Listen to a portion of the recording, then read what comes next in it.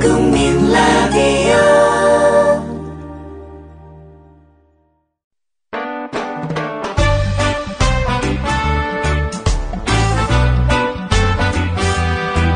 더 해봐요 함께해요. 안녕하세요. 노동과 세계 진행을 맡은 민주노총 홍보실장 정호희입니다. 국민라디오와 민주노총이 함께 만드는 방송 노동과 세계 지금 시작합니다.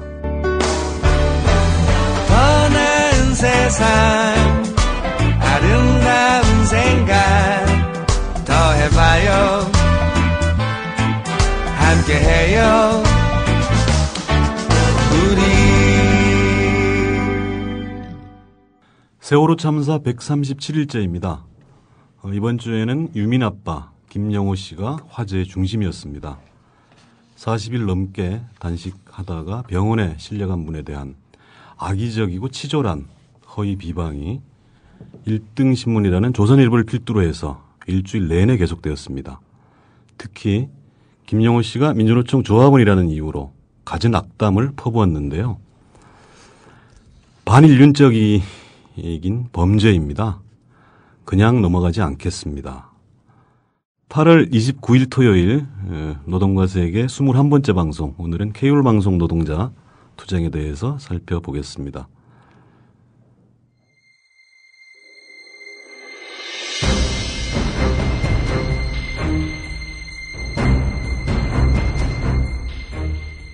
케이블 TV 설치와 AS를 하고 있는 기사들입니다.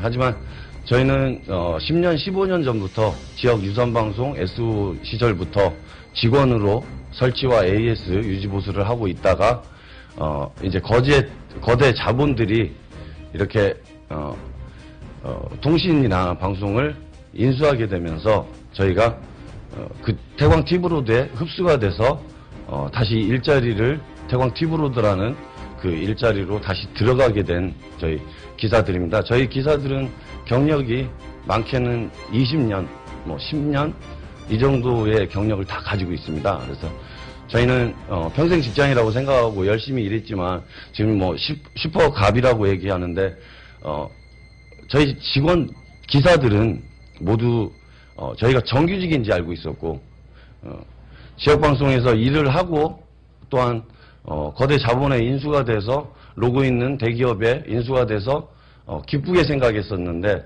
저희가 관리를 받고 또 저희를 컨트롤하는 그 부분이 잘못되어 있다는 부분을 느낀 게 불과 1년 정도밖에 되지 않은 것 같습니다. 그래서 현재 저희 태광 티브로드는 저희 센터들을 고객센터와 기술센터라고 해서 영업 전문점을 고객센터라고 이름을 칭하고 있고, 그다음에 설치와 AS 유지보수를 하는 기술센터라고 이렇게 파트를 2개 파트로 나눠서 운영을 하고 있습니다. 저희 모든 설치와 AS 하던 기사들을 2개 파트로 분류를 시켜서 태광 튜브로드에서 일방적으로 그렇게 센터를 나눠놓은 겁니다. 그리고 거기에 센터에 각 개인 센터 사장들이 다 있습니다. 그 상태에서 지금 불거지고 있는 부분은 영업을 맞추기 위해서 태광 티브로드에서는 유통점을 계속 늘리고 있습니다. 그래서 저희 고객센터 직원들은 영업을 더 이상 할 수 없는 상태까지 이르렀고 현재 전주 고객센터는 그로 인해서 폐업을 하고 지금 약 40일 전에 고객센터가 폐업이 돼서 저희 기사들은 모두 지금 직장이 없는 상태입니다. 이게 태광 티브로드에서 모든 센터를 자기네 편한 대로 구조 개편을 했고 그리고 나서 다시 자기네 이익만 챙기기 위해서 우리 노동자의 삶은 안중에도 두고 있지 않은 상황입니다. 그래서 저희가 파업을 나와 있지만 저희가 파업을 나오자마자 협력업체라는 저희 센터장들은 모두 직장 폐쇄를 단행을 했고요. 직장 폐쇄를 해서 저희는 더 이상 돌아가고 싶어도 돌아갈 데가 없는 그런 상태가 돼 있습니다. 그래서 저희가 처절하게 투쟁을 하고 있고요. 다시 한번 진짜 말씀드리고 싶은 건 저희 노동자들은 현장에 돌아가서 일을 하고 싶습니다. 이 문제는 태광 티브로드에서 꼭 책임을 져야 된다고 생각됩니다. 감사드립니다.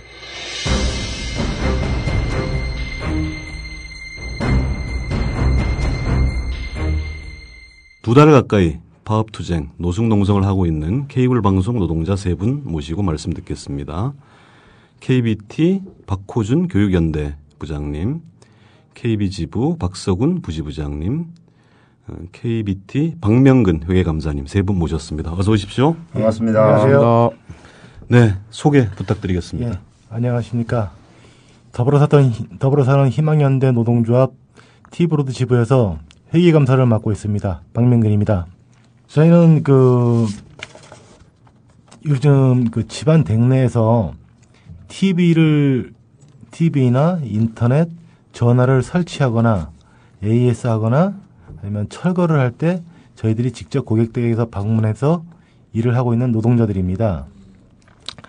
지금 저희들은 이제 티브로드 지부는 파업이 90일째고요. 노숙농성은 60일째 접어들었습니다.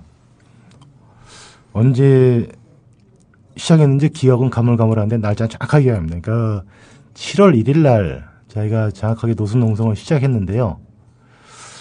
60일 중에서 지금 한 집에 한 10번 가봤나요? 이제 50일을 거의 대부분 농성장에서 보내고 있습니다. 참 안타깝고 답답하긴 하지만은 저희가 이런 노숙농성이라는 것을 선택한 이유도 사측의 충분한 배려 덕분에 하고 있다고 생각을 합니다. 예. 네, 뭐 자세한 얘기 계속 나눌 거고요. 네, 교육부장님. 네. 예.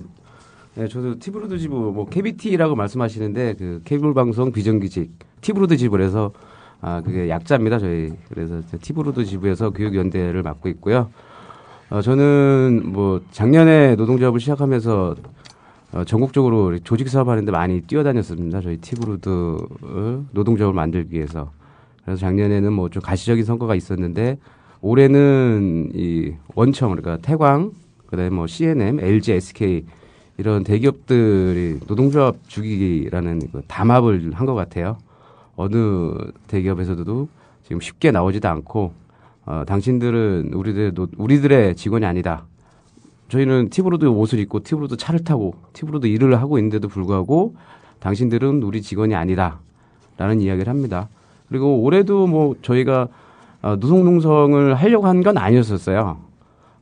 저희가 경고 파업을 하고 그다음에 부분 파업, 순환 파업 이렇게 하다가 또 한 일주일 쉬고 그다음에 또 경고 파업 딱 들어갔는데 이틀 하려고 했는데 경고 파업 첫째 날 직장 폐쇄 공고를 내더니 두 번째 날 직장 폐쇄를 해버렸습니다. 그래서 저희가 갈 데가 없어서 원청인 흥국빌딩, 광화문 흥국빌딩 앞에서 노동농성을 하고 있는데요.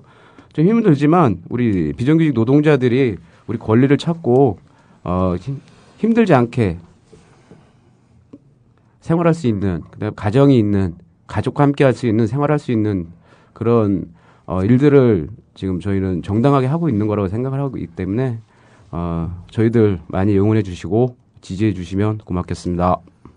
네, 박석훈 부지부장님. 교육연대 부장님이 너무 잘하셔가지고 저는 더불어사는 희망연대 노동조합 케이블 비정규직 지부에서 근무하는 잠깐만요. 그러니까 처음부터 다시 하셔도 돼요. 네. 예, 그 부분. 근데 시간은 내가 계속 체크할 테니까. 예. 저는 더불어 사는 희망연대 노동조합 케이블 비정규직 부지부장을 맡고 있는 박스쿤입니다. 제가 근무하는 데는 저 멀리 동두천입니다. 동두천에서 이 멀리까지 와서 파업을 하는 이유가 이제는 너무 오래되다 보니까 조금 가물가물하지만은 이제 투기자본에 의해서 일부 케이블 비정규직 지부에 99명이 해고를 당했습니다. 400명이 넘는 조합원들은 직장 폐쇄로 아직도 길거리에 있습니다. 우리가 언제 이렇게 파업을 하려고 했던 것이 아닌데 원청은 우리를 노동조합을 깨기 위해서 이렇게 이 많은 사람들을 길바닥으로 내몰은 겁니다. 이 방송을 들으신 분들 많이 도와주시기 바랍니다. 간절히 부탁드립니다. 네, 우리가 케이블 방송 노동자들 투쟁 이야기는 아까 소개시켜 드렸듯이 90일 넘게 파업, 그다음에 60일 동안 노동농성을 하고 있어요. 그래서 다른 팟캐스트 방송에서도 꽤 많이 다뤘었어요. 국민TV 으라차차에서도 2번 다룬 걸로 알고 있고요. 팩트TV죠. 나는 친박이다도 다뤘었고요. 또 최근에는 새가 날아든다에서도 케이블 노동자들 투쟁을 다뤘어요. 우리도 뭐 거의 비슷한 얘기 할 수 있겠습니다만, 앞에 소개해드린 방송들도 꼭 한 번씩 들어주시고, 관심 가져주시고, 힘 모아주시기 바랍니다. 먼저 얘기해야 될 게요. 이 케이블 방송이라고 우리가 일단 좀 뭉뚱그려서 얘기를 하고 있는데, SO라고 하죠. 그죠? 시스템 오퍼레이터. 요즘은 또 MSO라고도 하던데, 이 케이블 방송 노동, 또 케이블 방송 산업이라는 게 도대체 어떤 건지부터 좀 간단하게 살펴보고 넘어가죠. 제가 설명하겠습니다. SO라는 거는 옛날에 그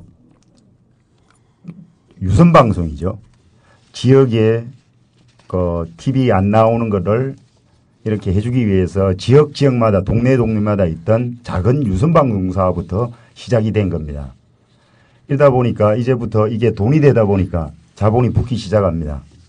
그래서 저 멀리 보면은 김영삼 대통령 시절에 김현철 씨가 꽤 힘을 썼다고 그래요. 예. 그분에 의해서 대기업에게 이게 SO가 넘어가기 시작합니다.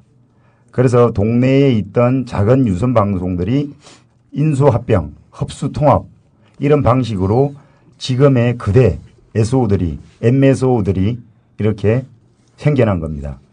지금은 아시다시피 지금 방송을 가지고 있는 LG, SK, 티브로드, CNM 그리고 전국의 거대 자본들이 외국 투기 자본들이 들어와 가지고 거의 다 여기에 자본을 잠식하고 있습니다. 얘들은 사모펀드로서 언제든지 팔고 도망갈 수 있는 이런 놈들입니다. 우리가 앞으로 더 얘기를 할 텐데 이런 것 같아요. 그러니까 소비자 입장에서 한번 생각을 해보자고요. 그러니까 예컨대 애초에 유선방송이라는 게 필요했던 것은 난시청 지역 이런 거 때문에 시작했을 겁니다. 네, 그렇죠. 근데 지금도 뭐 KBS 시청률 올리자고 전사적인 운동을 하고 있는데, 그걸 제대로 하든지, 어쨌거나 이것이 그 설비 투자를 해 놓으면 그야말로 돈 벌기 쉬운 이런 거겠죠. 이것이 작은 데서 재벌 기업 쪽으로 돈이 몰아지고 드디어 이제 투기 자본까지 이어지는. 사실 TV 시청이라는 것은 공공재적 성격이 오히려 더 큰 것인데, 공공적인 성격이 큰 것인데, 이것이 결국은 소비자들의 피해로 돌아갈 수밖에 없는 그런 산업 구조인 것 같아요, 그죠? 그렇죠. 이게 그 케이블 방송이 처음에 시작할 때는 지역 방송, 그러니까 지역 유선부터 시작했으니까 지역 방송이라고 이렇게 얘기를 하면서 지역 주민들을 위한 공공성, 공공방송이다. 그래서 가입자들을 굉장히 많이 유치를 하기 시작했죠. 모으기 시작했는데 지금 현재는 지역방송이란 말은 쏙 들어가고 거의 뭐 전국방송 형태로 돼서 지역에서 지역 주민들한테 벌어들이는 돈들은 지역에 재투자를 좀 해야 되는데 그런 부분들은 하나도 없고 그냥 단순하게 가입자를 봉으로 생각하고 주머니 돈 빼가는 그런 대상자로만 이제 보고 있는 거죠. 그 얘기를 좀 해봅시다. 호갱이라고 하죠. 호갱. 우리가 이제 호갱 취급, 소비자들이 호갱 취급을 당하는데, 저도 저희 집이 경기 동부 지역이에요. CNM을 쓰고 있거든요. 케이블. 근데 하루가 멀게 문자가 와요. 바꾸면 55만 원, 55만 원 주겠다고. 이게 도대체 어떻게 가능한 구조고, 어떻게 이 소비자들이 호객 노릇 취급을 당하고 있는 건지. 예, 그게 이제, 저희가 말하는 전문 용어로 저희는 그 백화점 영업이라고 합니다. 그 사람들을 유통점, 영업점. 왜 백화점 영업이라고 하면 SK, LG, KT, 그다음에 티브로드, 뭐 CNM 이런 여러 회사들을 상대로 모집 신규 가입자들을 매집을 하죠. 매집을 하는데 진짜 오리지널 신규 가입자들을 매집하는 게 아니라 SK 가입자 중에서 몇 명을 다수를 빼서 LG로 가입시키고 또 LG 가입자를 다수를 빼서 SK로 가입시키고 그러니까 쉽게 카드로 얘기하면 돌려막기 하는 겁니다. 돌려막기 식으로 가입자를 매집을 해놓고 자기들은 순수한 신규 가입자를 영업을 했다. 그래서 대기업 원청에 하청을 주니까 거기다가 이제 돈을 내가 이만큼 영업을 했으니 이만한 돈을 다오 얘기를 하는 거죠. 그렇게 되면 어느 일정 수준의 그 매집 활동을 하게 되면 뭐 인센티브라든가 그런 돈이 더 나오게 됩니다. 그래서 가입자들한테는 뭐 50만 원 준다, 60만 원 준다 얘기하는데 그게 결국은 가입자들, 그 소비자들이 거기 2년 약정, 3년 약정 이런 약정에 묶여 있기 때문에 언제든지 해지할 수가 없어요. 그리고 만약에 중간에 해지를 한다. 그렇게 얘기를 하면 우리가 드렸던 돈 다시 다 뱉어내라. 그래서 뱉어내게 되죠. 그러니까 실제적으로는 가입자들을 상대로 장난질을 하는 거죠. 대기업에서. 이게요. 참 우리가 얼마나 호갱 노릇을 하고 있느냐 하면 예컨대 이런 겁니다. 신문이 그렇습니다. 요즘 옛날에 뭐 자전거 주고 이러더니 요즘은요. 그냥 길거리에서 현금 10만 원을 쫙 이렇게 부채처럼 펴가지고 흔들고 다녀요. 예. 그다음에 휴대폰 생각해 보세요. 휴대폰 또 지금 얘기하신 거 똑같은 영업을 하고 있는 거고 지금 얘기하는 인터넷 케이블 사업자들도 이런 걸 하고 있는 거죠. 그렇죠. 우리가 생활상에 없어서는 안 될 것들이 이런 인터넷, TV 이런 것들인데 아니 이거 진짜 시청률 좀 시청률하고 좀 다른 문제일 수 있겠습니다만 공공재라니까요. 네. 생활상 없으면 안 되는 공기와 같은 공공재라면 공공성을 더 강화해야죠. 이런 식으로 쥐어짜고 돌려막고 어떻게 하면 소비자들 주머니에서 돈을 더 빼먹을 것인가에 골몰해서는 안 된다는 이야기고요. 좀 추가로 또 설명을 해드리면 3년 약정이라는 약정 기간이 있거든요. 약정 기간이 있으면 월 36,000원을 냅니다. 36,000원 내는데 내년도에 그러니까 지금 이제 내년도에 새로운 신상품이 또 개발이 돼요. 그래서 새로운 신상품을 내놓게 되면 그 신상품은 3만 원. 그러면 그 36,000원 가입자는 3년이 묶여있기 때문에 그 3만 원짜리를 가입할 수가 없어요. 그러면 그 고객은 3년 동안 계속 36,000원이라는 걸 내는데 오늘 새로 신규 가입하시는 분은 3만 원짜리 똑같은 상품인데도 불구하고 3만 원을 내게 되는 거죠. 그러니까 이게 가입자분들은 뭐 돈 많이 받았다 좋아하시겠지만 다른 분들은 더 싸게 보시는 거예요. 하루라도 늦게 가입하는 게 유리한 그렇죠. 상품인 거잖아요. 이게 이제 항의를 하게 되면은 고객이 이걸 알고 회사에다가 항의를 하게 되면은 또 그만큼 깎아줍니다. 그리고 그러다 보면은 가만히 계신 나이 드신 분들 그리고 모르시는 분들 착하신 분들만 계속 손해보는 구조로 되어 있는 거예요. 이제 그 착하다는 표현은 이제 저희들이 점잖게 표현을 한 거고요. 그분들이 바로 호갱님이 되는 호갱이고 거죠. 봉이죠, 봉. 네. 그러니까 봉 취급을 당하는 거죠.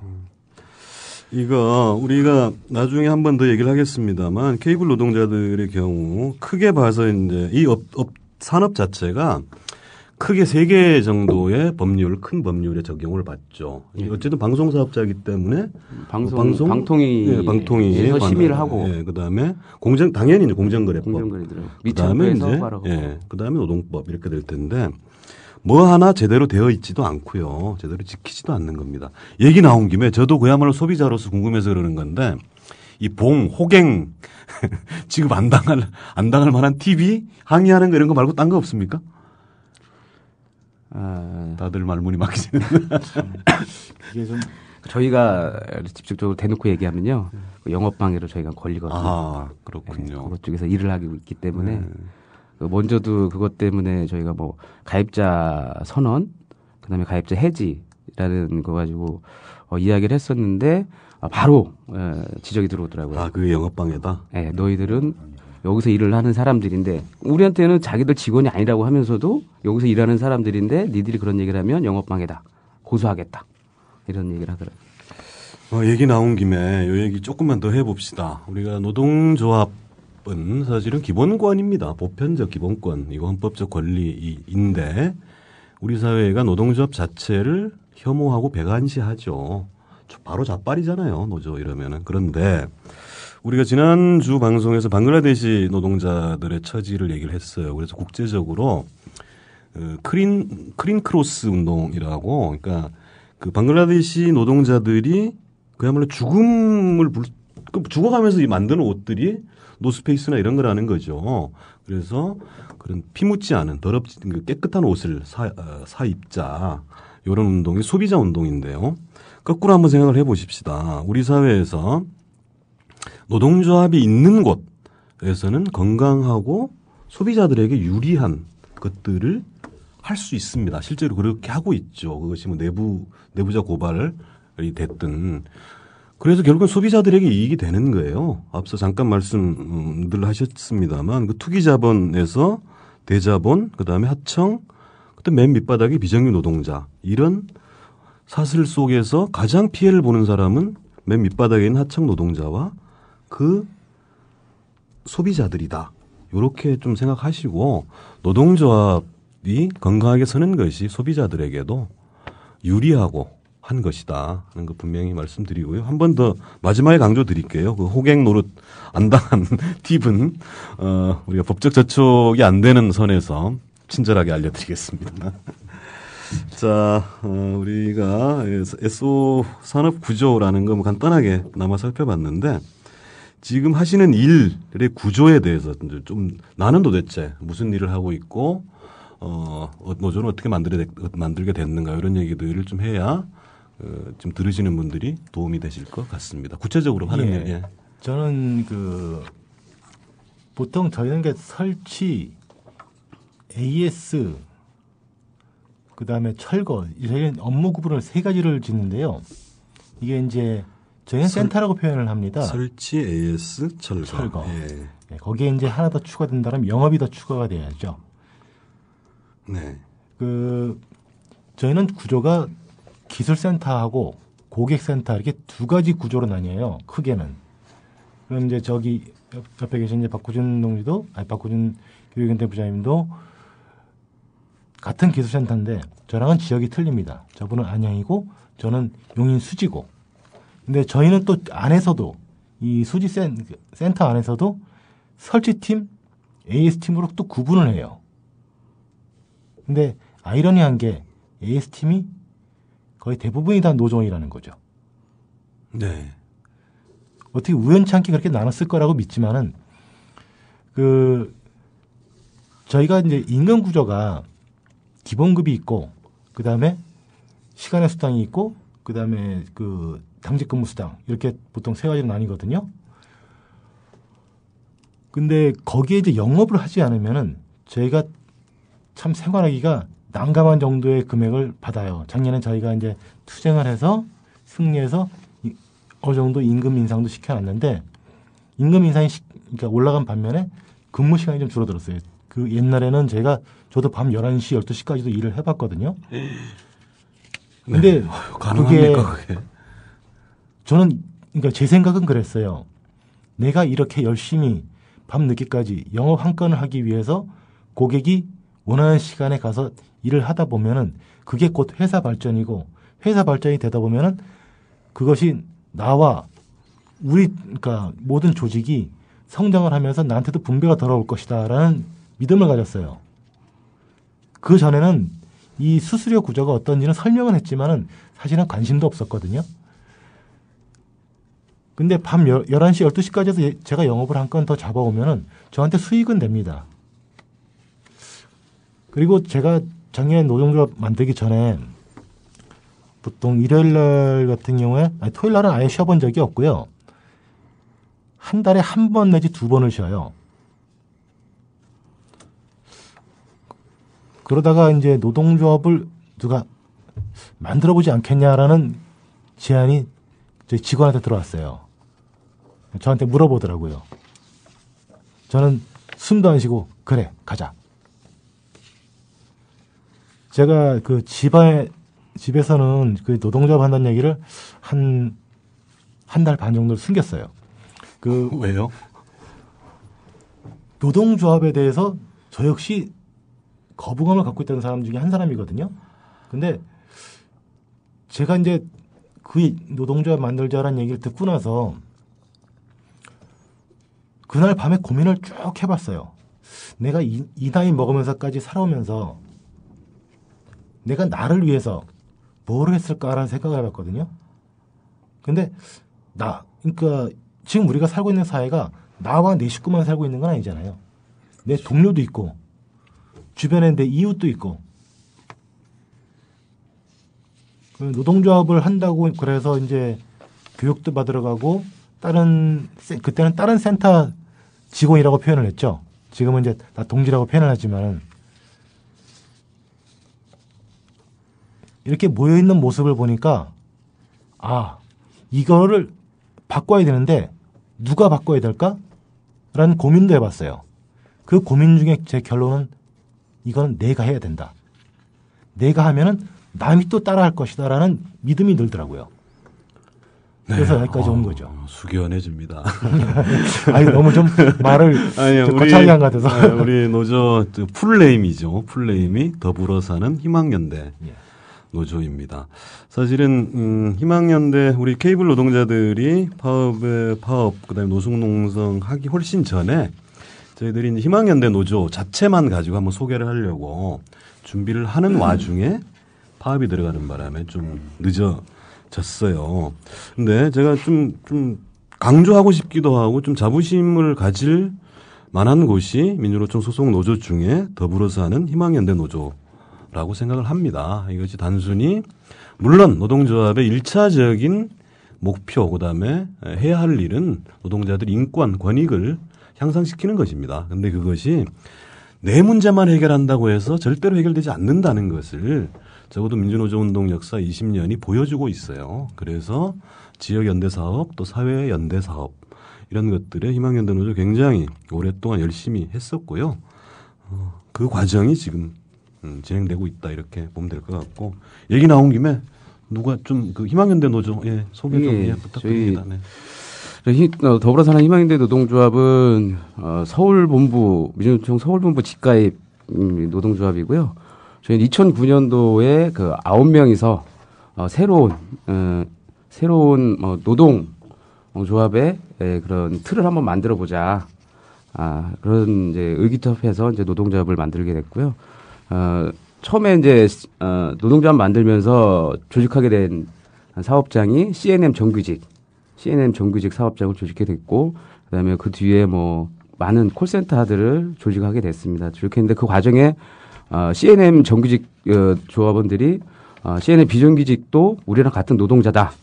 그래서 비정규직도 CNM 비정규직 동지들도 같이 조직을 하자. 그래서 정규직이 비정규직을 이제 노동조합을 조직하게 되는 우리나라 노동 역사에서 많지는 않은 흔치 않은 일이겠죠. 그런데 그걸 보고서 이제 티브로드도 또 조직하게 되고 거기 그 과정에 또 CNM 정규직과 CNM 비정규직이 큰 힘을 발휘하게 됐죠. 그다음에 티브로드 지부도 그 선배들의 그런 열정 그다음에 노력을 받아서 저희도 작년에 이제 SK와 LG를 조직하러 다니게 됐죠. 그래서 처음에 9명이 시작했는데 지금은 9개 한 개 지부도 없었었는데 지금은 9개 지부가 있습니다. 그래서 CNM 지부, CNM 비정규직 지부, 그다음에 티브로드 지부, 그다음에 다산콜센터, 그다음에 그 SK, LG 이런 주로 케이블 방송과 그 콜센터, 케이블 방송 통신, 그다음에 콜센터 위주로 이렇게 조직하게 되고 현재는 한 5,000명 정도의 이제 조합원이 생기게 됐죠. 그래서 처음에 만들던 그 취지로 같이 그 앞에 더불어 사는 이란 말이 들어가잖아요. 그래서 공장의 담벼락을 넘어서 그다음에 현장을 넘어서 지역 사회와 함께해야 되는 그런 노동조합이 돼야 된다. 이제 노동자들도 자기들 그 테두리 안에서 틀 안에서만 살면 안 된다. 지역과 함께하는 노동조합이 건전하게 설 수 있을 것이다라는 취지로 매년 이제 저희가 그 원청이나 협력사업회와 그 교섭을 할 때 저희는 사회공헌 사업이라는 기금을 꼭 요청을 합니다. 그래서 그 사회공헌 사업 기금이 뭐냐면 각 지역에서 아동 청소년 그다음에 저희가 뭐 얘기하는 뭐 불우이웃이라고 얘기하지만 아동 청소년이나 소외받는 분들, 이주 노동자들 그런 분들을 위해서 저희가 노동조합이 직접 참여하는 그러니까 뭐 돈만 던져주고 지역에다 돈만 던져주고 이것 좀 해주십시오라고 하는 게 아니라 그 지역과 지역의 네트워크를 만들어서 함께 참여하는 그런 사업들을 하고 있습니다. 그래서 작년에는 뭐 아직까지 5년째 꾸준히 하고 있는 사랑의 집수리. 그래서 지역에 좀 어려우신 분들 집을 고쳐야 되는데 비가 새는데 정부에서도 도와주지 못하고 그다음에 지역에서 도와주지 못하는 부분들을 저희가 직접 찾아가서 뭐 집수리도 해드리고 그렇다고 뭐 크게 해드리는 건 아닌데 할 수 있을 만큼만 해드리는 거지만 뭐 이렇게 그런 일들을 하고 있고요. 뭐 소외되신 분들 어르신들한테 뭐 반찬 배달 저희가 직접 만들어서 반찬 배달 같은 거 해드리고 아동 청소년 뭐 심리 상담 같은 것도 해드리고 하고 있고요. 이주 노동자들 우리나라에 적응하기 힘든데 저희도 같이 케이블 노동자들이 현장에서 이주 노동자들을 굉장히 많이 만나요. 그러다 보니까 이심전심이라고 또 도와주게 되고 그래서 진짜로 더불어 살 수 있는 이 노동자들과 그 지역과 함께 살 수 있는 그런 노동조합이라고 보시면 될 것 같습니다. 네, 제가 희망연대 노조를 별도로 소개하는 프로그램을 서너 달 전에 기획했던 이유 중에 하나가요. 저도 이제 어쨌든 홍보실장, 뭐 대변인 이런 일들을 하다 보니까 우리 조합원들 외에 다른 분들을 많이 만나게 돼요. 그러면 이러저런 제안을 막 하십니다. 민주노총은 머리띠, 뭐 투쟁조끼 이런 것밖에 생각 안 나는데 뭐 이러저런 일도 해봐라. 이런 제안을 하는데 지금 우리 교육부장님이 얘기하신 그런 일들을 이미 하고 있는 겁니다. 그래서 이제 그런 소개를 좀 하려고 프로그램을 준비했는데 파업을 하게 됐어요.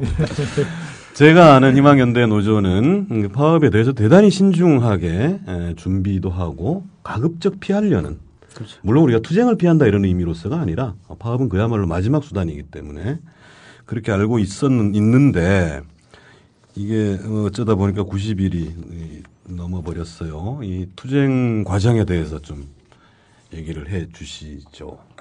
우리 부지부장님이 해 주시겠습니까? 예. 사실은 이게 제가 이 파업을 해보니까 제일 못할 짓이 파업인 것 같아요. 길거리에서 이 재운다는 게 참 정확하게 말씀드리면요. 파업하고 싶어 하는 노동조합 없습니다. 예, 그 다음에 파업 방법 중에서도요. 예.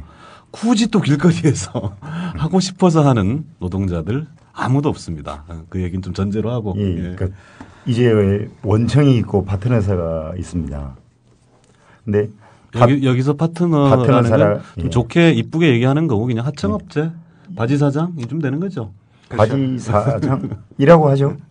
네, 바지들이 있습니다. 네. 근데 바지들이 협상을 할 때 시작하고 나서 15일이 지났는데도 단 문구 하나 가지고 협상을 시작합니다. 작년에는 어째 아무것도 모르는 상태에서 뒤통수를 맞았다는 거죠. 그래 요번에는 뭐 바지들도 많이 허리띠도 좋은 걸 준비를 하고 그래가지고 졸라매기는 한 모양인데 이제 아예 협상을 안 하려고 합니다. 몇 차례에 걸쳐서 협상을 했지만은 진전이 된 건 아무것도 없었습니다. C&M 같은 비정규직 경우 같은 경우는 그런 게 없었는데 티브로도 마찬가지일 거예요. 그래서 결렬이 되고도 실질적으로 파업에 안 들어갔습니다. 그런데 사장단하고 원청하고 계속 교섭 요구를 하고 했는데도 끝내는 원청이나 파트너사에서는 교섭을 해태를 해버린 거죠. 그러다 보니까 희망연대 우리 본조에서는 이제 어쩔 수 없이 우리의 투쟁력을 한번 보이려고 작년에 간단하게 이틀을 딱 하고 얻어낸 것만 생각했었습니다. 저도. 이렇게 많이 길게 이렇게 올 줄도 몰랐었고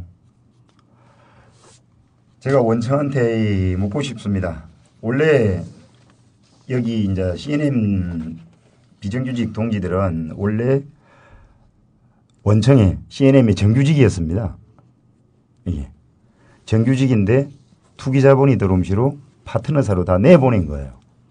원래 지금 정규직 지부하고 같이 일하던 사람들이에요. 원래.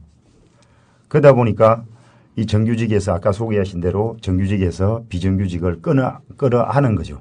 지금 현재도 투쟁 방향은 강고한 투쟁을 하고 있지만은 CNM 지부에서 우리의 뭐 생계비나 이런 걸 책임지고 있는 형편이죠.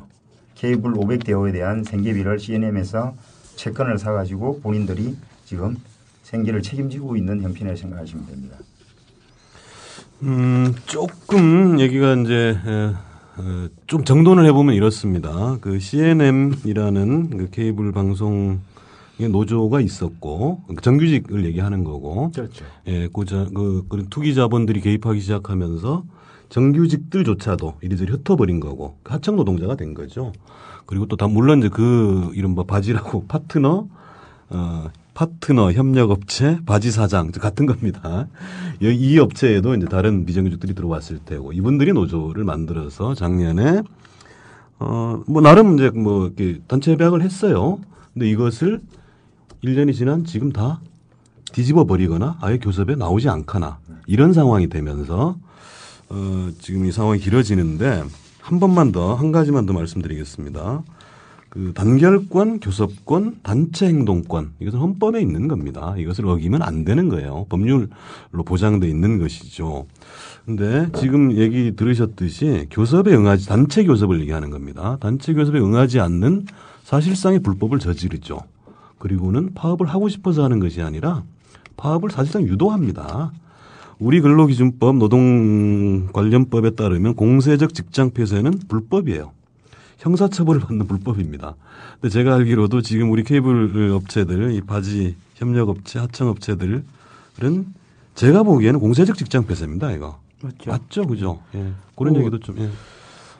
저희가 5월 31일부터 경고 파업 한 차례 했었고, 그다음에 이제 부분 파업, 뭐 순환 파업 이렇게 얘기를 하는데 회사의 영업적으로 막대하게 손실을 주지 않는 그 상황인데도 불구하고 저희는 현장에서 계속 일을 하고 있으면서 고객님도 불편드리지 않게 우리가 할 수 있을 만큼 하는 만큼 법 테두리 안에서 그런 투쟁들을 하고 있었죠. 하고 있는데도 불구하고 회사 협력사 이거는 저희들 생각인데 원청에서 시켰다고밖에 볼 수가 없는 거죠. 공격적인 직장 폐쇄를 이틀 만에 파업 나온 지 이틀 만에 해버렸으니 뭐 다른 뭐 큰 기업 대기업 노조도 같은 경우도 직장 폐쇄를 하게 되면 뭐 한 달 보름 이 정도 지나야 진짜 회사가 진짜 힘들어진다. 이러다가 망하겠다 싶을 때 직장 폐쇄를 선언을 하게 되는데 저희 같은 경우는 너무 황당하게 직장 폐쇄를 당한 거죠. 굉장히 공격적으로.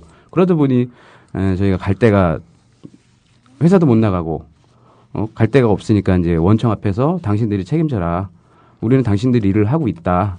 당신들이 중재를 하든지 협력사에 중재를 하든지 당신들이 책임을 지든지 어떤 방법을 좀 취하라 했는데 원청에서는 우리는 협력사 일에 끼어들 수가 없다. 협력사랑 이야기를 하라. 그리고 협력사는 또 노동부 저희가 이제 노동부를 이제 대동해서 교섭을 하자. 교섭을 하면 어떤 결과가 있지 않겠느냐. 그러면 이제 협력사에서 교섭하러 나옵니다. 나오는데 기만적인 교섭을 하는 거죠. 해줄 수 없다. 작년에 많이 해줬지 않느냐. 작년에 많이 해주긴 했는데 저희가 그 이전에 5년 동안 임금 인상 한 번도 된 적도 없었고 오히려 임금이 삭감이 됐죠. 그다음에 근로조건도 5년 전에는 6시, 7시면 퇴근했는데 지금 작년 저희 노동조합 만들기 전까지는 8시, 9시, 10시 그다음에 토요일, 일요일 이렇게 근무를 하게 되죠. 무슨 8시, 9시까지 할 일이 뭐가 있습니까? 라는 얘기를 하시는 분들도 계실 텐데 저희가 영업이라는 거를 영업센터나 유통점에서 하게 되는데 그쪽에서 물량을 채우지 못하다 보니까 이 기술센터에도 영업을 할당을 합니다. 인터넷을 각 개인당 인터넷을 한 2개, 한 달에 5개, 그다음에 방송은 10개, 그다음에 디지털 방송은 10개, 뭐 핸드폰은 2개 이걸 팔아라. 근데 그날 당일 실적이 없으면 사무실에 앉아서 오늘 왜 영업을 못했는지에 대한 반성문을 씁니다. 그리고 내일 영업을 어떻게 할 것인지에 대한 또 내일 계획서도 쓰고 또 그래도 성에 안 차게 되면 내일 나가서 붙일 전단지에 네 전화번호를 다 박아라. 그 작업을 천장이면 천장 해놓고 가라. 그렇게 시킵니다.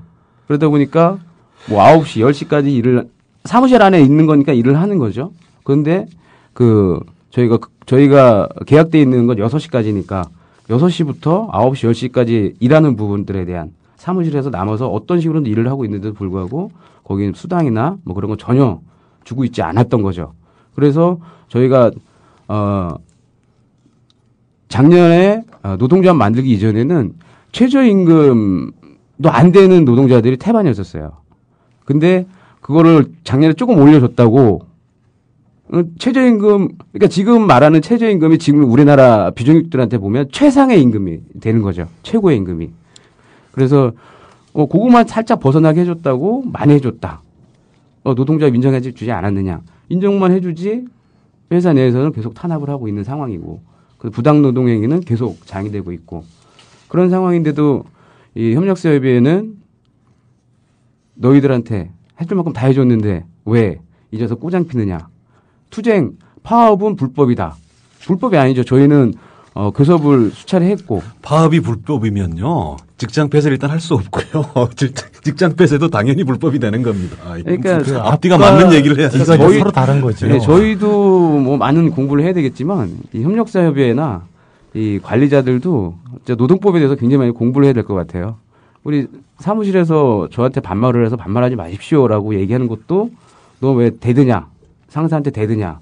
상사한테 대든 게 아니라 나도 인권이 있는 사람인데 나도 인간의 존엄성을 갖고 있는 사람인데 좀 대우 좀 해달라. 그러면 너 같은 게 무슨 인권이 있냐. 시키면 시키는 대로 해라. 까라면 까는 대로 해라. 그러다 보니까 참 암울한 삶을 몇 년 동안 살게 된 거죠. 근데 이제 와서 자기들은 그런 적 없다. 그리고 작년에 많이 해줬다. 그 방송에서 이런 표현을 써도 되는지 모르겠는데요. 그 거짓말을 한다는 게 눈에 보여요. 그러면 보통 우리가 술을 한잔 하거나 그러면 술자리에서 그 상사들 씹는 맛도 그것도 안주가 되잖아요. 근데 그 자리에서 욕이 나가고 싶은 굴욕감은 드는데 참 그 직장 내에서 싸우기는 참 그것도 곤란하고 그냥 보통은 대부분 다 참아요. 대부분이 아니고 전부 참지요. 그러면서 이제 나와서 한잔하고 뭐 아니면 돌아서서 육두문자를 찾으면서 뒤돌아서긴 하지만 그 중에 어찌 보면 반반이라고 보면 될 겁니다. 반은 이렇게 살아서는 안 되겠다라는 생각을 갖고 행동을 하는 사람.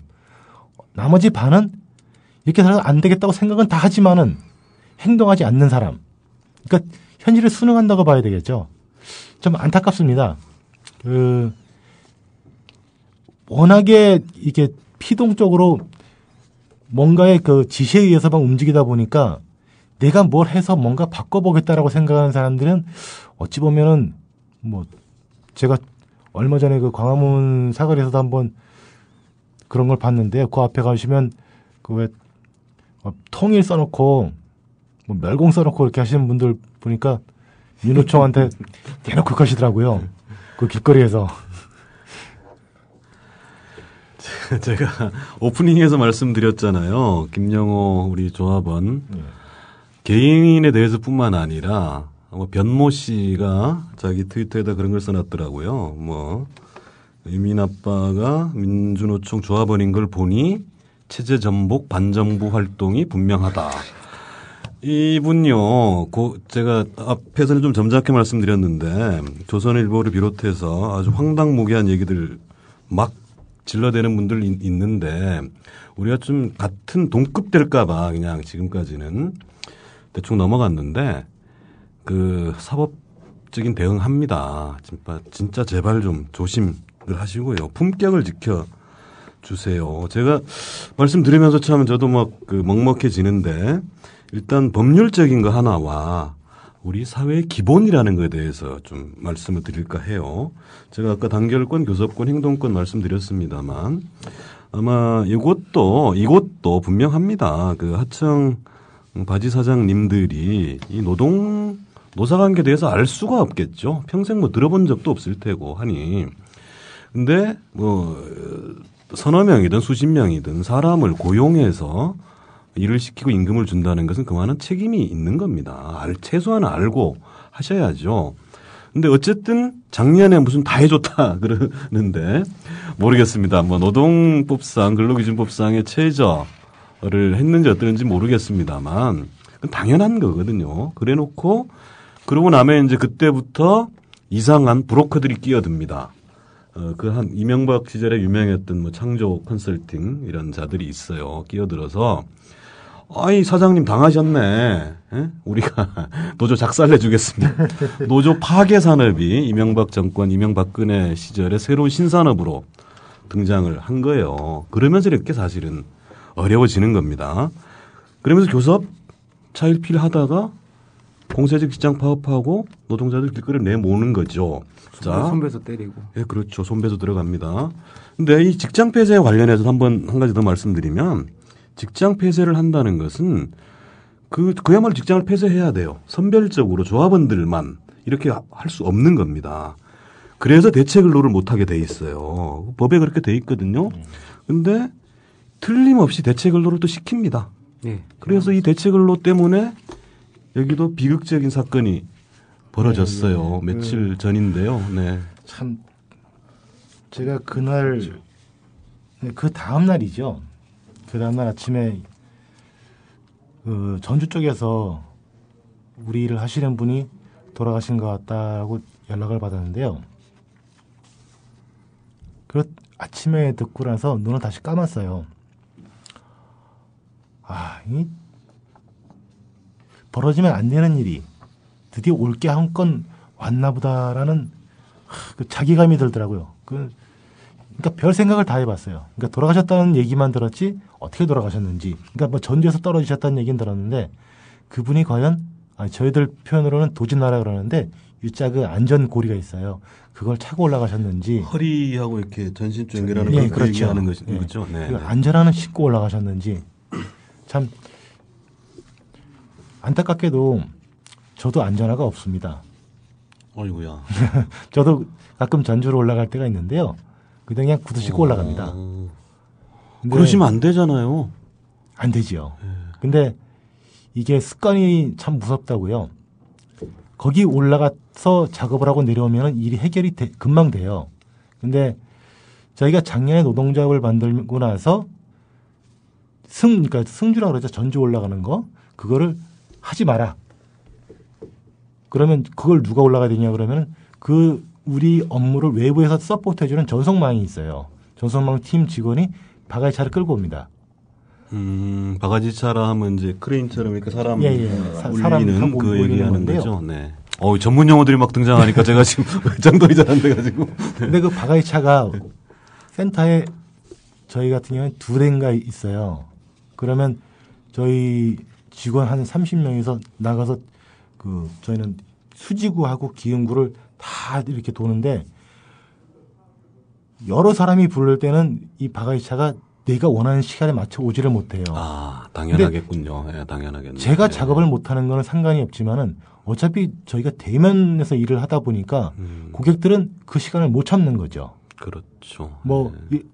거의 대부분의 분들이 이렇게 지금 바가지차가 도착을 못해서 뭐 1시간 후나 한 3시간 후에 저희가 일을 마무리해 드릴게요라고 이제 안내를 하면 대원의 분들이 그냥 알았다라고 말씀을 하세요. 근데 간혹 나 지금 점심시간을 잠깐 비워놓고 왔는데 한두 시간 후에 오면은 나는 어떻게 하란 말이냐.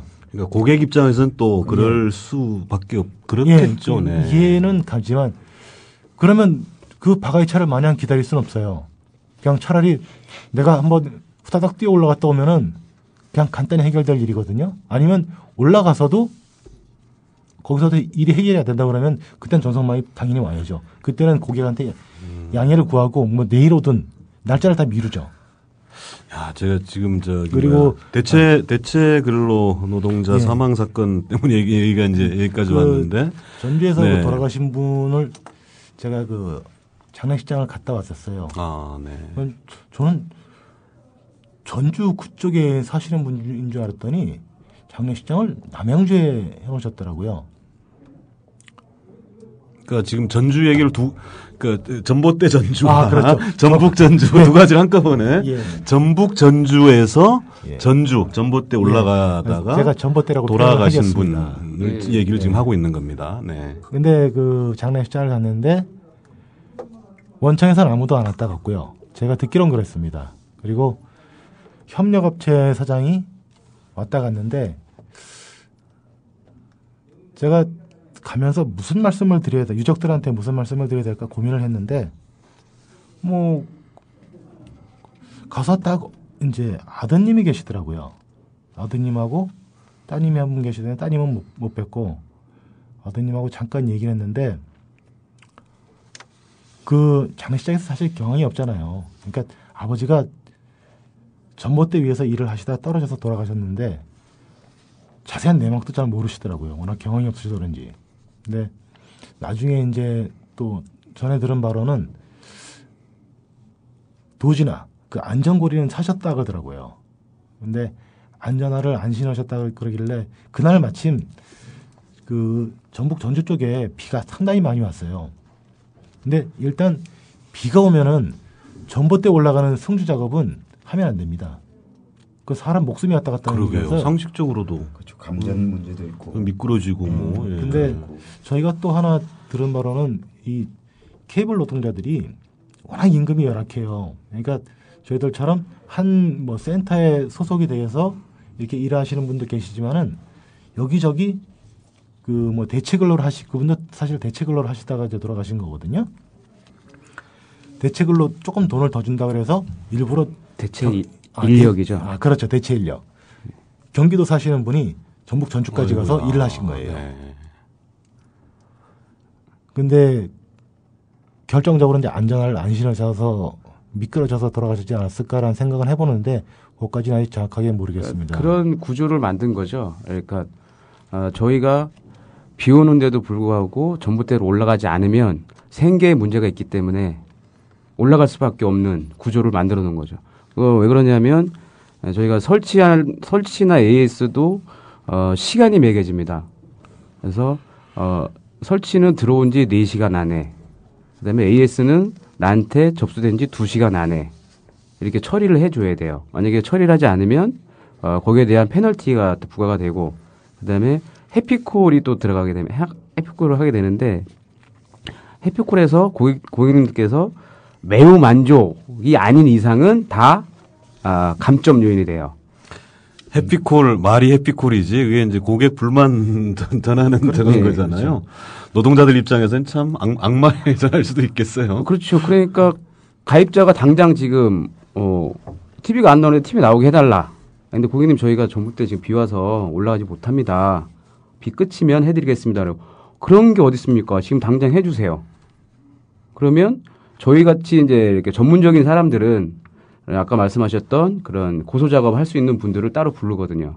근데 지금 여기 사망사고 난 그 전북 전주에서 사망사고 나신 분은 그렇게 전문적으로 교육받으신 분이 아니라 저희들이 파업 나옴으로써 대체 일을 하러 들어가 대체 인력인 거죠. 그래서 전문적으로 배우지 않았기 때문에 그런 사고가 난 거고, 이 사고가 단순히 그 하나만 한 건에 대해서만 끝날 게 아니라 앞으로도 계속 쭉 이어질 수 있다라는 거죠. 어쨌든 이번 그 전주의 전주 사망 사건은 적어도 법률적으로 두 가지는 분명히 살펴봐야 될 문제입니다. 하나는 그 산업재해 안전 조치를 취했는가 하는 문제가 하나 있고요. 그다음에 노동법상으로 불법 대체 근로일 가능성이 대단히 큰 사건입니다. 사람이. 그래서 결국 사람이 죽게까지 된 것이라는 것을 말씀드리고 싶고요. 또 하나는 전반적인 사회적 인식에 관한 것입니다. 예를 들어 몰랐다는 거잖아요. 우리가 노조 가입 권유를 받고 연세에 지긋하신 우리 회 감사님께서 밤잠을 못 이루셨다는데 사실은 사장들도 모릅니다. 노사관계는 몰라요. 그러다 보니까 노사관계가 꼬이는 겁니다. 제가 이 방송에서 그 독일 노사관계 얘기를 많이 했었어요. 독일 초등학생들은 의무적으로 단체 교섭, 모의 단체 교섭을 합니다. 그 이유는 이런 거예요. 그러니까 이게 뭐 노동자 편향적인 게 절대로 아닙니다. 어떤 거냐 하면 예컨대 누군가는 사장이 되고 누군가는 피고용인이 될 것이라면 그 200년 넘는 역사 속에서 만들어진 것이 단체 교섭권이라는 거죠. 그것을 미리 겪어보게 하는 겁니다. 그래서 갈등을 최소화하기 위해서 오히려 사전교육, 의무교육 과정 중에 들어있는 거죠. 그런데 오늘 어느 국정 교과서 뭐 논란 어쩌고 하다가 전태일을 도대체 왜 교과서에 넣냐 이래서 이념 편향이다 이런 얘기를 하고 있는 게 지금 이 나라거든요. 그래서 그 얘기 어쨌든 인권 기본권은 보편적 권리고 인권이라는 말씀 꼭 드리고 싶고요. 하나 더 제가 조금 조심스러워서 말씀드리는 건데 저희들이 지난달인가요 감정노동에 관한 팟캐스트를 했는데 댓글들이 엄청 달렸어요. 근데 결국은 뭐냐 하면 이런 겁니다. 아니 노동자들 어려운 것도 알지만 왜 안 해주냐고 제때 이런 글들이 굉장히 많이 올라왔어요. 그래서 물론 이제 저도 고객이라니까요. CNM을 거의 강제 설치하다시피 옹지도 못하고 이제 하고 있는데 그 우리 사회 더불어 사는 희망 연대라는 것 한번 진짜 생각하고 그 불편을 감수하시라 이런 얘기는 아니잖아요. 이게 이런 상황에서 이런 것이 있겠구나. 그래서 저는 오히려 나중에 뭐 이것저것 말씀드리겠습니다만 이런 문제 고객 불편 이런 것도 오히려 노조에서 한번 상담을 받아보든지 이런 것들도 한번 고민해 볼 필요가 있지 않겠나. 네. 올해 저희 노조랑 협력사업위에서 고객 조사에 대한 걸 하기로 했었는데 협력사에서 매년 자기들이 하는 건데 왜 노조에서 그걸 또 하려고 하느냐. 그래서 무산이 됐죠. 그리고 저희도 진짜 굉장히 심하게 저희는 현장에서 일하는 설치 에이스 노동자이지만 네, 가입자들과 통화를 하고 약속 시간을 잡고 가는 그다음에 가입자들의 욕을 제대로 먹는 집안에 들어가서 일을 해야 되는 거잖아요. 그래서 굉장한 저희도 감정 노동자 중에 하나고 제가 이런 생각을 해보고 작년에 한번 실천을 해봤어요.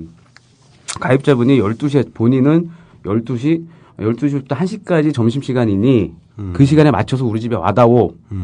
그래서 제가 그분한테 말씀을 드렸어요. 저도 12시부터 1시까지 점심시간입니다. 그랬더니 그런 게 어딨냐. 고객이 얘기하면 들어줘야 되는 거 아니냐. 그래서 고객님 저는 은행 볼 일이나 병원 갈 일 있으면 제가 반차를 내든지 연차를 내든지 이렇게 저의 시간을 따로 빼서 갔다 옵니다. 고객님도 이런 꼭 필요한 서비스를 받고 싶으시면 저같이 한번 해보십시오. 그랬더니 고객이 처음에 막 승질 내더니 불같이 화를 낼 것 같은데. 막 승질 나죠. 네.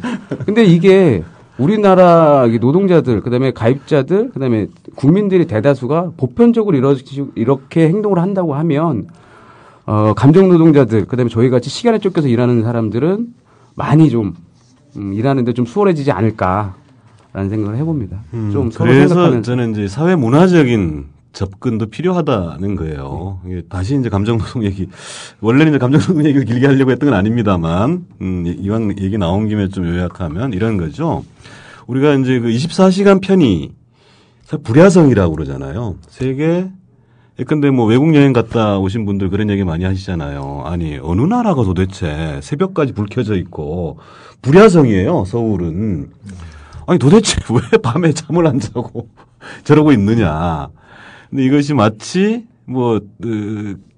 경제가 발전하고 뭐 이러는 것 같습니다만, 그 다음에 특히 요즘에 이제 9시 출근 문제 가지고, 출근이란 9시 등교 문제 가지고, 사실 지금 당장 9시 등교할 수 없는 가장 어려운 분들이 비정규 노동자들입니다. 일찍 출근해야 되니까. 애들 어디에 맡기려고.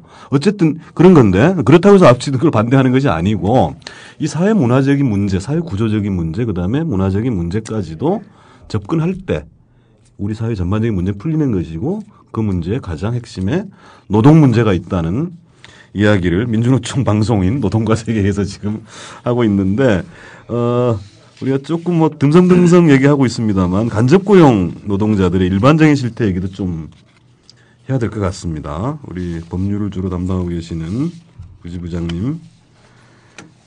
이 그냥 그냥 막연하게 뭐 억울하다 이런 문제로서가 아니라요. 제가 교황님 말씀, 프란치스코 교황 말씀 한번 인용하면서 이 얘기 시작하겠습니다. 지난번 최근 방한하셨을 때 이런 얘기를 했어요. 새로운 가난을 만들어내고 새로운 형태의 가난을 만들어내고 노동자를 소외시키는 경제 모델에 저항하라. 우리 얘기가 아닙니다.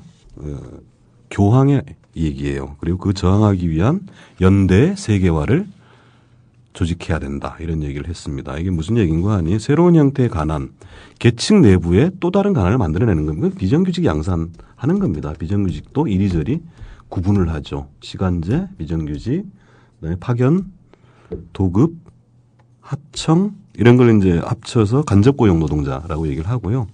그 화물연대나 뭐 택배 이런 분들은 아예 노동자로 인정도 안 합니다. 그런 이제 특수고용 노동자. 그래서 우리는 이제 전문 용어로 특고, 간고 이렇게 얘기를 하는데 그래서 간고 등어도 싫어해요. 사실은 그런 면에서. 그래서 우리 지금 케이블 비정규직 노동자들 대부분이 사실 간접고용 노동자들이거든요. 그런 얘기 잠깐만 하고 넘어가도록 하겠습니다. 간접고용. 이 말을 일은 직접 하는데 왜 간접이냐고 도대체. 이 말을 언제 들었는지도 모르고 이런 말이 있는 줄도 몰랐습니다. 노동조합을 하기 전에는. 일단은 네가 하기 전에 제가 노동조합을 들게 된 계기를 잠깐 설명해야 되겠습니다. 아, 그럼요. 그런 얘기 하자고. 제 같은 경우는 저는 동두천 우리가 CNN 우리 방송 대경넥스예요. 회사 이름이. CNN 원청의 파트너사 원청의 중간 회사 우리 방송 그 밑에 파트너사 대경넥스라는 회사예요. 일단 뭐 어쨌든 그렇다 치고 복잡합니다. 여기가 이제 양주, 동두천, 연천, 포천을 관리하는 팀이에요. 네. 예. 땅은 제일 넓죠. 그런데 가입자는 그 정도 안 됩니다. 그래서 2013년도 2월 13일 날 저희들한테는 너무 멀다는 이유로 이틀 지나서 왔습니다. 노조에서. 노조 가입 권유를. 네. 그래서 다 쓰라 그러기에 저는 안 썼습니다. 저는 받을 만큼 받고. 네? 그래서 안 썼습니다. 노동자. 만큼 버셨구나. 네. 이게 커밍아웃 하시는 거예요? 아니면? 아니. 그래서 그 다음날 이제 노조에서 한 분이 오셔가지고 연세가 드신 분들이 앞장서 줘야 밑에 있는 사람들이 맞습니다. 따라오지 않겠냐. 네. 그러시기에 일단 썼습니다. 그래서 조합원 투표를 내가지고 부지회장에 당선이 된 거죠. 일단 지회 내에서. 네.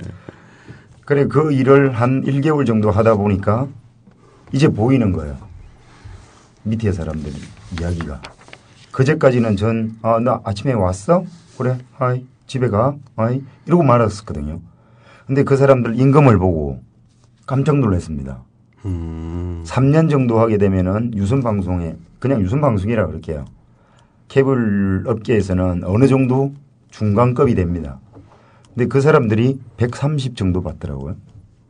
그래서 다시 물어봤습니다. 정말 이거밖에 못 받냐? 근데 거기 보니까 항목들이 꽤 많습니다. 이거 해가지고 까고 요거 해가지고 까고 장비 잊어버려서 까고 여기 PDA 망가졌다고 그거 까고 그리고 영업 개수 못 채웠다고 까고 그래 이리 까다 보니까 이 사람들이 130 가지고는 못 살겠다는 소리를 하죠. 그래서 130에서도 계속 까인다는 거잖아요. 예, 비용들. 그러다 보니까 이 파트너사 바지들이 이야기를 합니다. 자, 너 건바이건으로 나가라. 직원이었던 사람을 그 밑에 하청으로 내보내는 거예요. 건바이건. 그래서 그 밑에 정직원이었던 사람들이 그 밑에 이제 건바이건으로 나가면 이제 완전히 또 비정규직이 되는 거죠.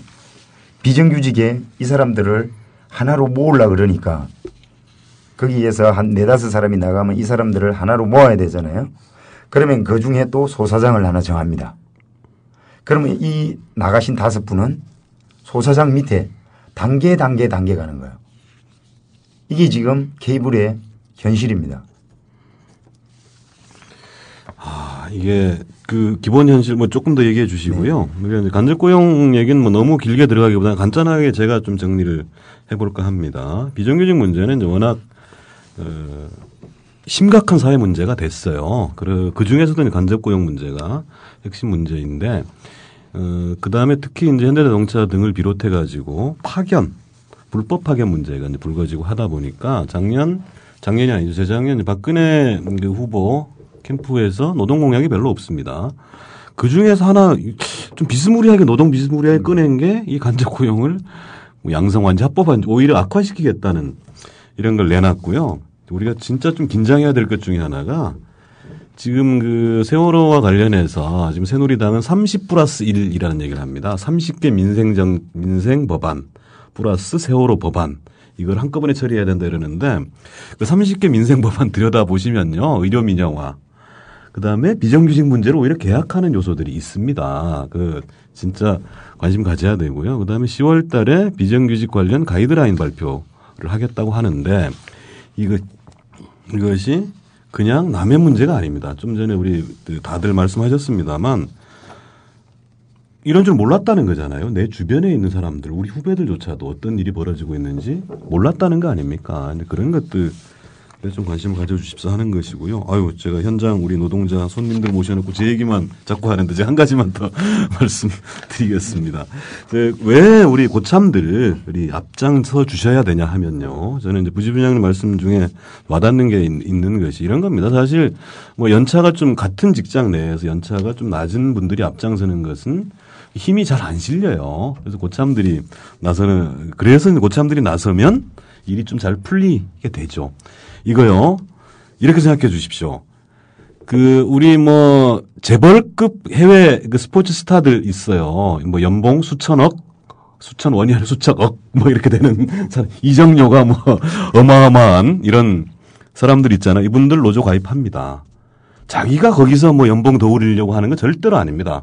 자기 후배들 내가 노조에 이름이라도 올려놓아야 자기 신진 예컨대 그 청소년들 그다음에 또 프로축구에 진입한 이런 사람들을 위해서라도 나는 이름이라도 걸어주겠다. 이것이 더불어 사는 거예요. 어디서 천박하게 노조하면 빨갱이 아유. 제가 얘기가 좀 잘랐습니다. 이게 부지부장님 말씀하셨지만 저는 회사에서 저는 팀장이에요. 팀장이라 회사에서는 너는 팀장인데 간부인데 어떻게 네가 노동조합에 가입을 하느냐 이건 불법이다. 불법 말도 안 돼서 자꾸 하네요. 웃기죠. 근데 이게 팀장들 그러니까 저도 솔직히 노동조합 안 해도 그냥 벌을 만큼 벌었거든요. 근데 제 후배들, 제 동료들, 그다음에 저보다 더 못한 처지에 있는 일하시는 분들, 그분들이 앞으로 더 나아진 삶을 살기 위해서는 우리 같은 사람들, 그러니까 저같이 이렇게 좀 앞에 서 있는 사람들이 나서서 해줘야 된다라는 생각을 많이 갖고 있었거든요. 그래서 작년에 노동조합 만든다 그래서 저는 진짜 6시 일 딱 끄는 땡 하면 다른 지역으로 갔어요. 다른 수원, 인천, 천안, 평택. 그런데 왜 갔냐면 거기는 노동조합을 몰라요. 거기 계신 분들이. 근데 저희가 전국적으로 있는 그런 사업장이다 보니까 일일이 찾아다니면서 노동조합 하자고. 왜 우리가 해야 되는지 지금 9시, 10시까지 일하면서까지 우리가 저녁도 없는 삶을 살면서 힘들게 살면 안 되지 않느냐. 그래서 노동조합을 만들게 됐고 시작하게 됐는데요. 그러니까 고참들, 아까 말씀하셨던 고참들, 그러니까 저 같은 사람들, 저도 경력이 19년 차라 좀 고참이 됩니다. 그래서 저 같은 사람들이 많이 나서줘야 된다라는 거죠. 자, 우리 지금 방송하고 있는 세 분 모두 연차들이 꽤 되시는 분들이세요. 제가 알기로는 지금 현장에서 투쟁하고 함께하고 있는 조합원들 대체로 좀 젊어 보이시더라고요. 네. 제가 진짜 저도 노동조합 꽤 오래 했고요. 온갖 일 다 겪어봤는데 이 형님들 믿으십시오. 형님들 따라가면 살 길이 보이고요. 여기저기 얘기 듣고 힘들고 해서 힘들죠 당연히. 그 얘기 좀 더 이따 할 텐데요. 형님들 고참들 얘기 들으세요. 그것이 사는 길입니다. 자,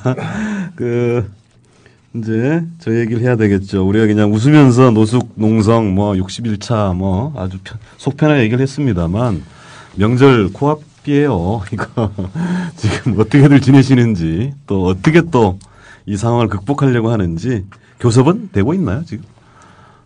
교섭은 현재는 이제 고착 상태에 있는 거죠. 일단 정지. 그러니까 서로 뭐 노동조합은 회사 쪽에 좀 성실한 그래도 그러니까 노동자들이 좀 받아들일 수 있는 안을 가지고 교섭을 하자라고 이야기를 하면 회사 쪽에서는 너무 무리한 요구 아니냐. 요구 조건을 좀 깎아라 아니면 빼라라는 이야기를 하면서 이제 서로 이제 대립돼 있는 상황에 처해 있는 거고요. CNM 같은 경우는 아예 올해 노동조합을 없애겠다라는 그런 마음을 갖고 있고 그 문건도 나왔습니다. 문건도 CNM 거는 제가 할까요? 네, 그래요. CNM 거는 CNM 비정규직 지부 같은 경우는 처음에 사장들이 기존 2013년도 안에서 20% 삭감안을 들고 나왔습니다.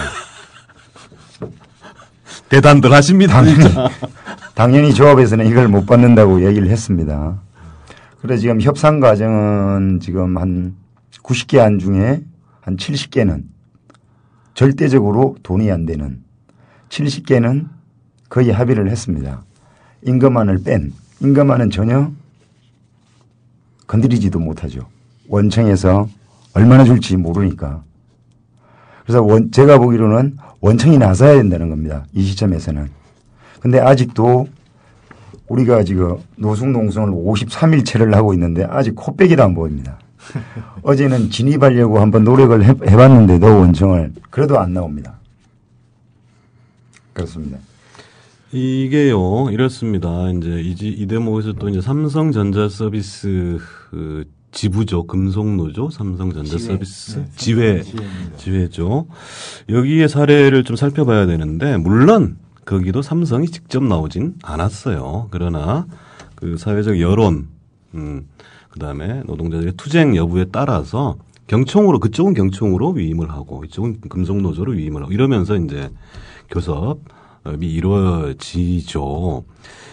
아니, 이 노조가 불법이 아닌 이상 교섭해야 되는 건 당연하고요.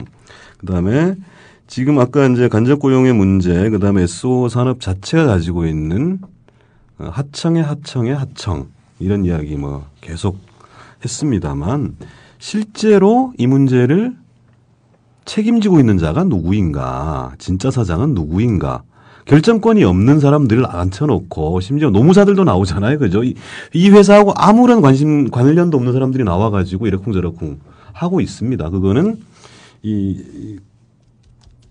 글씨 몇 개 가지고 말싸움 하자는 것 이상으로 안 되거든. 절대로 안 풀립니다. 그래서 이 문제, 더 이상 사회적 문제를 커지기 전에 원청이 나와야 된다는 것이 우리 노동자들의 요구인 것이죠. 이 대목에서 우리 청취자들 기에는 조금 어색할지 모르겠습니다만 진짜 사장이 나와라라는 노래가 있습니다. 잠깐 들으시고 나머지 이야기하도록 하겠습니다.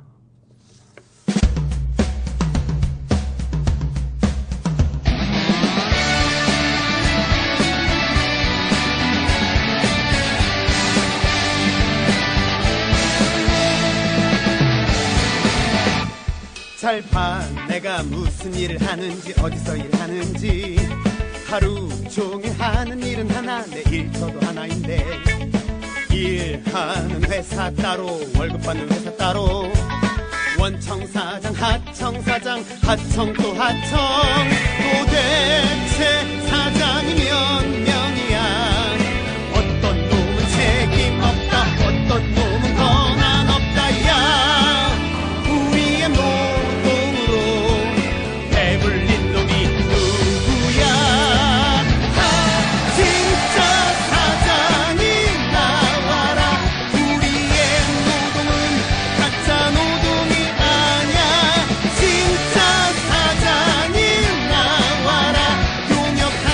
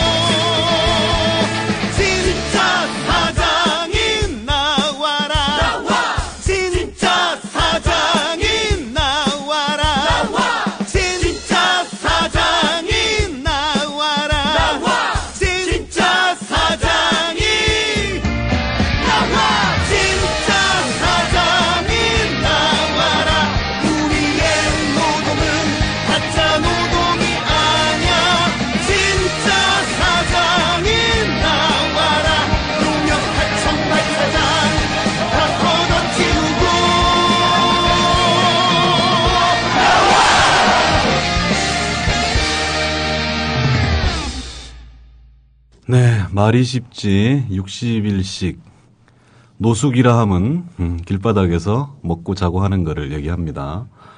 참 사연들도 많고 어려움도 많으실 것 같아요. 그런 얘기도 해주세요. 너무 자신만만해 하지 마시고. 길바닥에서 잡은 게 작년에 몇 번 잡았었고요. 처음에 이렇게 길바닥에서 60일을 잘 거라는 생각은 꿈에도 안 해봤습니다. 근데 어느 순간 되니까 이게 그러면 안 되는데 길바닥이 제 몸을 기억을 하는 것 같아요. 네, 맞습니다. 제가 한 10번 정도 집에 그러니까 왔다 갔다 했었는데 한 40일 넘어가니까요. 집에 들어가서 침대에 누웠는데 너무너무 불편한 거예요. 이 몸이 편치 않고 그래서 그날 마침 와이프가 야간 근무하는 날이었어요. 새벽 3시에 보따리를 싸가지고 우리 농성장으로 갔어요. 가니까 저기 우리 박호준 교육연대 부장님이 저쪽 구석에서 자고 있고, 그러니까 농성장까지 가니까 뭐 1시간 반 정도 걸리는데 한 4시 반쯤 됐을 거예요. 이렇게 농성장 주변에서 담배를 피면서 언제까지 갈까? 언제면 끝이 날까라는 생각을 해봤어요. 근데 시작은 분명히 이제 있었고 지금은 과정 중이고 결과는 분명히 올 겁니다. 근데 그 결과가 언제 올지는 뭐 오늘 올 수도 있고 내일 당장 끝날 수도 있겠지만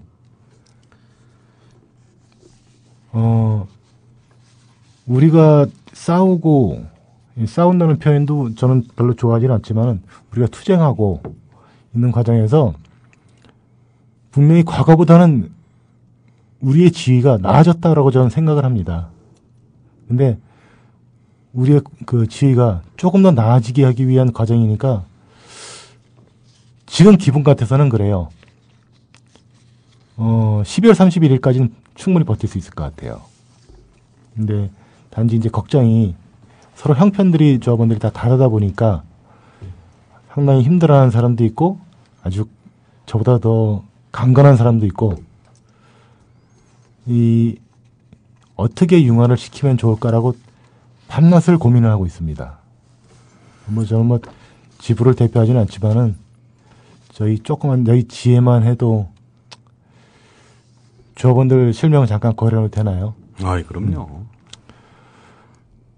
종진아, 대서가, 병현아, 정훈아, 그리고 막내 진영아.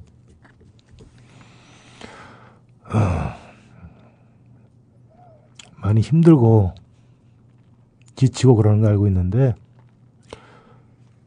나도 많이 힘들 때 오히려 나를 더 위로해주고 그러는 거 많이 느끼고 있으니까 우리 조금만 더 참고 확실히 끝을 보자. 고맙다. 사랑한다. 부장. 스튜디오에서 시청하기는 될 것 같아요. 네, 우리 부지부장님. 일단은 더불어사는 희망연대 개별 비정규직 동지 여러분, 동지라 그러겠습니다. 조합원, 동지 여러분. 무슨 말씀을 먼저 드려야 될지 모르겠습니다. 힘드시고 어렵지만은 이제 우리가 나아가야 될 길이 이 길이라고 생각을 합니다.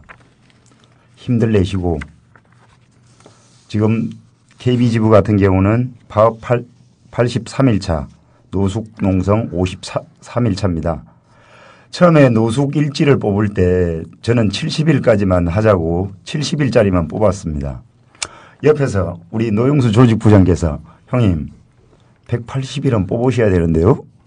그래서 제가 되게 뭐라 그랬습니다. 너 미쳤냐? 그까지 갈래? 그런 각오로 집행부와 간부님들은 싸우고 있습니다. 뒤에 계신 어린 동지분들 힘드시죠? 길바닥에 잔다는 거는 이건 사람이 할 짓이 아닙니다. 개들도 자기 집이 있습니다. 새들도 저녁이 되면 지집으로 돌아갑니다. 근데 우리 동지들은 길바닥에서 자고 있습니다. 우리가 이기는 날까지 이게 훗날에 KB지부의 전설이 될 수 있기를 만들어 주시기를 우리 조합원 동지분들한테 간곡히 부탁드립니다. 네, 우리 교육 연대부장님이시잖아요. 예. 그래서 교육적인 얘기는 많이 하셨으니까 연대가 절실합니다. 그래서 예. 우리가 이러저러한 민주노총 조합원들 물론이고요. 국민TV 조합원들 그다음에 우리 노동가세계 들어주시는 분들께 진짜 부탁드릴 게 있습니다. 예, 그러전에도 두 분께서 우리 노숙 얘기만 하셔가지고 참 좀 다른 얘기 제가 또 교육하고 연대 부장이지 않습니까? 그래서 처음에 저희가 노숙 투쟁을 할 때 사회적인 연대가 굉장히 많았었습니다. 이렇게 뭐 민주노총 조합원들뿐만 아니라 각 지역 사회단체 분들도 격려 방문, 지지 방문 이렇게 많이 오셨었는데 시간이 계속 오래 지속되다 보니까 이제 요즘 관심이 이제 조금 덜해지는 것 같아요. 덜해지는 것 같지만 그래도 아직도 여전히 연대의 손길은 많다는 거. 그리고 저희 티브로드 지부 같은 경우는 아침밥을 데모당이라고 들어보셨나요? 예, 거기서 데모당에서 아침밥을 제공을 하고 있습니다, 저희는. 그래서 그런 연대들이 아직도 많이 있어서 힘은 나는데, 근데 저희들이 그렇게 힘을 내지만 또 한편으로는 저희가 석 달째 지금 임금을 못 받고 있어서 생계에 조금 차질이 있습니다. 그래서 투쟁하는데 힘은 떨어지지 않는데 여건이 지금 받쳐지고 있지 못하기 때문에 저희가 뭐 부득이하게 투쟁기금을 이렇게 모금하는 게 아니라 동지들한테 꼭 돌려드린다는, 갚는다는 그런 의미에서 채권을 저희가 발행을 하거든요. 그래서 십시일반 저희 투쟁하는 데 있어서 도움이 될 수 있게, 그리고 좀 있으면 저희 우리나라 최대 명절인 추석이 들어오는데 추석 때 뭐 임금 정도는 못 받아 가더라도 집에 차례상이나 그런 뭐 애들 저희 가족들 같이 생활할 수 있는 자금을 연대해 주시면 굉장히 고맙겠습니다. 그래서 저희 희망연대 노동조합 채권 구입을 하실 방법은 계좌로 저희한테 보내주시면 저희가 그 계좌 들어온 입금자 확인해서 그 채권 보증서를 저희한테 연대해 주신 분들한테 우편으로 다 보내드리고 있거든요. 그리고 저희가 올해 투쟁 끝나고 나서 1년 후부터 1년 이내에 다 상환한다. 반드시 상환한다. 라는 그런 마음으로, 그리고 꼭 그렇게 해드릴 겁니다. 그러니까 너무 걱정은 안 하셔도 되고, 걱정은 저희들이 길거리에서 쓰러지지 않게 그런 걱정만 해주시면 될 것 같습니다. 그래서 채권 저희가 계좌번호 알려드리면요, 국민은행 77880104359093 희망연대 노동조합 이렇게 해서 보내실 때 국민은행이네요. 예, 그렇죠? 국민은행이요. 보내실 때 보내시는 분 성함하고 그다음에 전화번호 이렇게 기재해 주시면 저희가 역으로 또 전화를 드려서 주소 같은 거 물어봐서 우편으로 보증서를 보내드리니까 걱정 안 하셔도 되고요. 우리 현장에서 투쟁하는 노동자들이 돈 때문에 자본가들한테 지지 않았으면 좋겠습니다. 그래서 저희 힘차게 더 투쟁할 수 있도록 열심히 도와주시면 감사하겠습니다. 힘내십시오.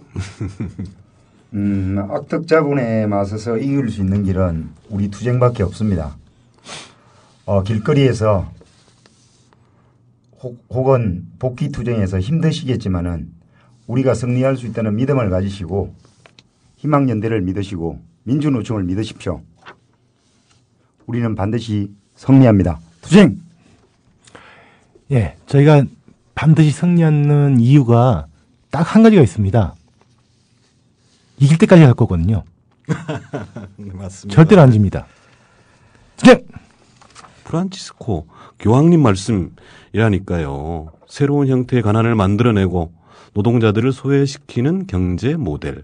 그것이 신자유주의 경제 모델이고 이명박근혜 정권이 7년 동안 줄기차게 밀어붙여서 사실 나라 꼴이 이 모양 이 꼴이 된 겁니다. 그것을 극복하기 위해서 민주노총을 비롯해서 특히나 현장에서 길거리에서 싸우고 있는 분들이 노력하고 있는 것입니다. 관심 가져주십시오.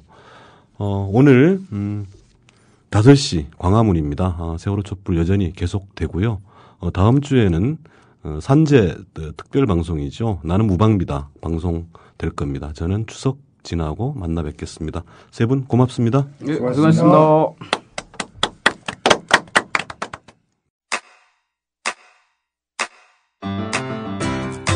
국민 라디오 지지하는 4가지 방법 아시나요? 다운로드하기, 별점 주기, 댓글 달기, 구독하기. 국민 라디오를 보다 많은 이들에게 전할 수 있는 가장 손쉬운 방법. 다운로드하기, 별점 주기, 댓글 달기, 구독하기. 잊지 마세요. 다운로드하기, 별점 주기, 댓글 달기, 구독하기.